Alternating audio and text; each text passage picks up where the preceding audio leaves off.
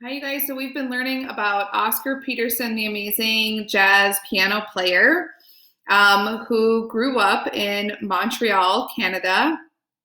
And as we learned from the book, Oscar Lives Next Door, he got very sick as a child. He had tuberculosis and was in the hospital, which affected him for the rest of his life. So what we're going to do today is we are going to begin by rereading the author's note, which is at the end of the book, Oscar Lives Next Door. Authors include author's notes to give the reader more information about the true parts of a story. And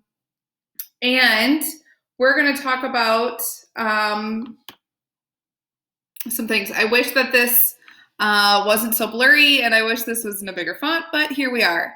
So the author of Oscar Lives Next Door says, I'd always wanted to write a children's book about growing up in Little Burgundy. That's the name of his neighborhood. The area means a great deal to me. It was where my mother and I settled after moving to Montreal from Nova Scotia. I attended the Montreal Day Nursery and later crossed the railway tracks every day to get to Royal Arthur School. Hot lunches were served at the Negro Community Center, NCC, for 10 cents a day. And then there was the Union United Church, a hub of social and religious activity for the neighborhood's diverse population of Blacks from Canada, the Caribbean, and the U.S.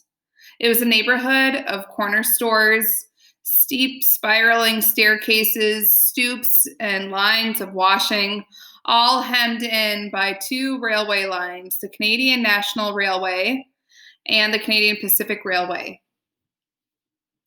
I'd been thinking a long time about Little Burgundy when I came up with the idea of writing about the boy who became the neighborhood's most well-known resident, Oscar Peterson.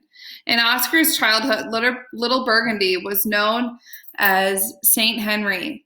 Decades before I lived there, Oscar crossed the same railway tracks to attend the same elementary school as I did. His father, like so many Black men in the neighborhood, worked as a porter on those railways. Later, his sister, Daisy, taught piano at the NCC to countless young people. In this story, I've tried to blend fiction with nonfiction. Millie is fictitious, and so are some of the antics she and Oscar get up to. But her chronicles of Oscar's bout with tuberculosis, his selective mutism, that means, remember when he chose not to talk anymore to the doctors? So that's true. His sense of loss over not being able to play the horn, remember, not being able to play the trumpet, and his ultimate deep appreciation of the piano are all true. Oscar's whole family was musical. His mother, Kathleen, sang while his father, Daniel, played piano and encouraged all the children to be musicians. Oscar had 4 siblings. Fred played piano, Charles played piano and trumpet. May also played piano. Daisy, who played both trombone and piano, was one of Oscar's first piano teachers. When Oscar was 7, he caught tuberculosis, or TB, a frightening disease that infects the lungs, and for which at the time there was no real cure other than isolation and bed rest.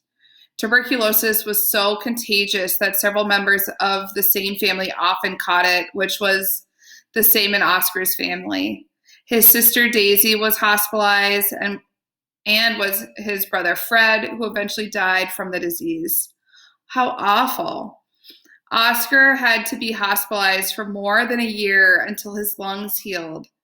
Being away from his family must have been scary, confusing time for little Oscar, because for a short while he stopped talking. A gift of a toy tractor from a charity helped him find his voice again. Although Oscar's illness weakened his lungs, it did not affect his perfect pitch. Oscar could recognize the musical notes of any sound. When he was in high school, Oscar won a piano contest at CBC Radio.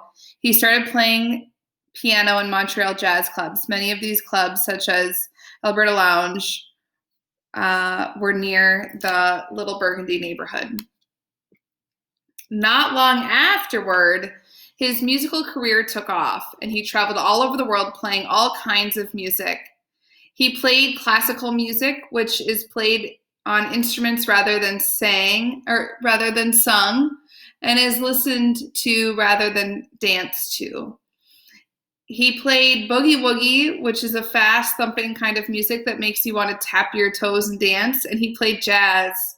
In jazz music, each musician takes a turn playing a tune his or her own way. Oscar became so famous that he won scores of awards, including several Grammys, recognizing his great musical talent. Some of the musicians Oscar grew up listening to eventually became his friends and musical colleagues. He played with jazz greats such as Dizzy Gillespie, Stan Getz, and Count Basie, and he often accompanied singers like Billie Holiday and Ella Fitzgerald. In 1972, he received the Order of Canada. His photograph has appeared on a Canadian stamp, and Queen Elizabeth II unveiled a statue of him during her visit to Canada in 2010.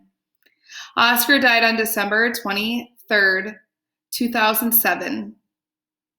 Although much of the neighborhood where he grew up is gone forever, demolished in the construction of the Ville-Marie Expressway in the 1970s, Oscar's legacy lives on in the students and jazz enthusiasts who have been influenced by his music and in his role by putting Montreal and Little Burgundy on the map of jazz history.